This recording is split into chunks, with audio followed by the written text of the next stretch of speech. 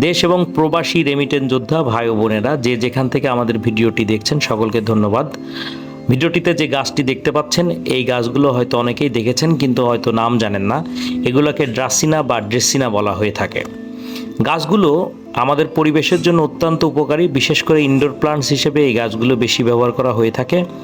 ড্রাসিনা বা ড্রেসিনা গাছগুলো বর্তমান পশ্চিমা দেশে অনেক বেশি রোপণ করা হয়ে থাকে, কারণ নাসা ঘরোয়া উদ্ভিদ নিয়ে গবেষণা করে যতগুলো গাছের ভালো গুণাগুণের মধ্যে স্থান দিয়েছে তার মাঝে ড্রাসিনা গাছ অন্যতম। কারণ বায়ুকে বিশুদ্ধকরণ করা, পজিটিভ এনার্জি গ্রোর পাশাপাশি নির্মল বায়ু এবং টেকসই পরিবেশ তৈরিতে এই গাছ ব্যাপক ভূমিকা পালন করতে পারে।